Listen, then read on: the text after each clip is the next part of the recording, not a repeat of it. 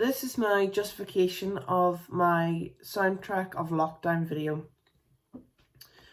So when it came to coming to the initial idea, I sort of thought, well, in lockdown, a lot of people turn to TikTok, obviously a social media platform, which is based off of music. So I knew that I wanted to incorporate that so then that it would appeal to a wider audience.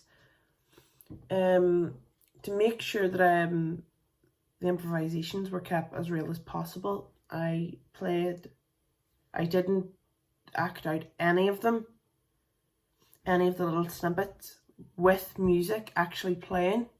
It wasn't until I edited the video that I put the music in, because really what I didn't want it to be was, I didn't really want it to be that I was using the music to determine my movements for each of the scenes.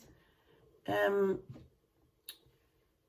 as well, I decided not to use any speech or any character information, because then the focus would be on the actual story instead of who the person was.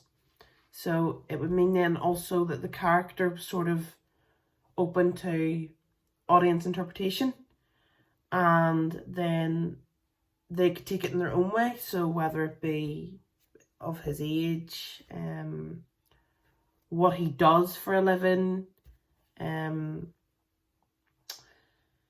but one of the big theatre companies that I sort of took inspiration from was Frantic Assembly, because I really liked of how they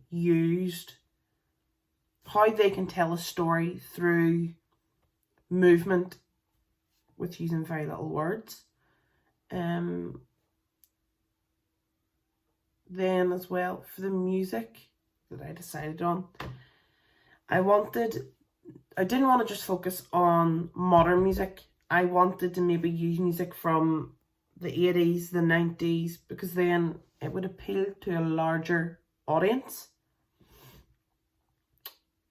and not just younger people.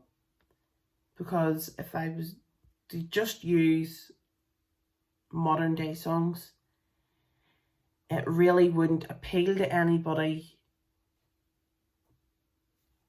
from